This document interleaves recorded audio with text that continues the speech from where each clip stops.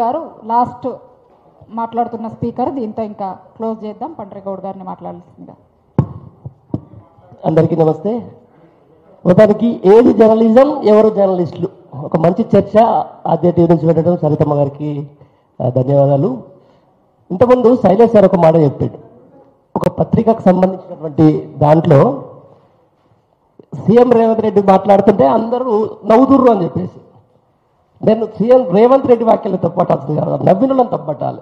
ఇలా ప్రతిసారి చూస్తున్నాం. ఎప్పుడైతే మేము డిజిటల్ మీడియాకి వచ్చినామో మెయిన్ స్ట్రీమ్ నుంచి, మన తోటి కలిసి పనిచేసిన జర్నలిస్టు కూడా ఈరోజు ఒక యూట్యూబ్ ఛానల్లో పనిచేస్తున్నాం, నేను ఇంకా మెయిన్ స్ట్రీమ్లో ఉన్నామని చెప్పేసి ఒక చిన్న చూపుగా అయితే అది కనిపిస్తూ ఉంది.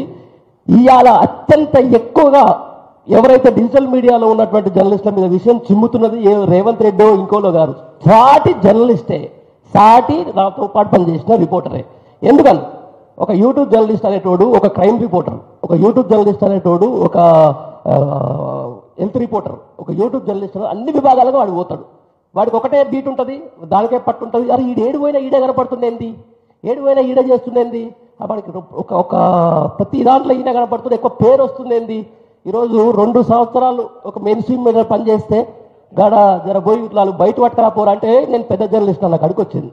ఇలా 17-18 ఏళ్ళ అనుభవం ఉన్నా కూడా మేము కొత్తగా చూపించుకోవాలి. ఇలా డిజిటల్లో ప్రతి ఒక్కడు ఎవ్రీ డే సంబంధించిన దాంట్లో కూడా మేము చేసుకోవాల్సిన అవసరం ఉంటుంది. మమ్మల్ని మేము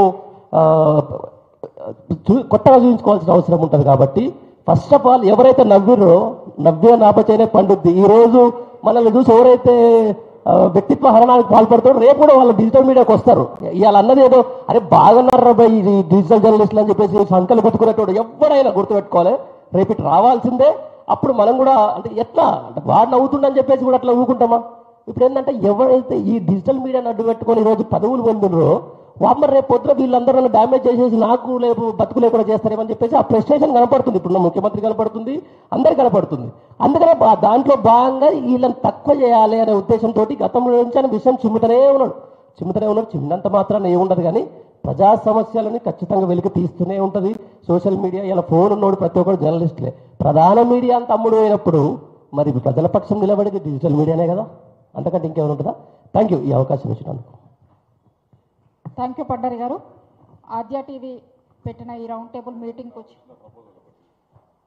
క్షమించాలి మధ్యలో జోక్యం చేసినందుకు. అందరు మిత్రులు మాట్లాడిన తర్వాత, శంకర్ కానీ ఇద్దరు మాట్లాడిన తర్వాత ఏంటంటే అసలు మొన్నటి వ్యాఖ్యలు మెయిన్ స్ట్రీమ్ మీడియా భుజం మీద తుపాకీ పెట్టి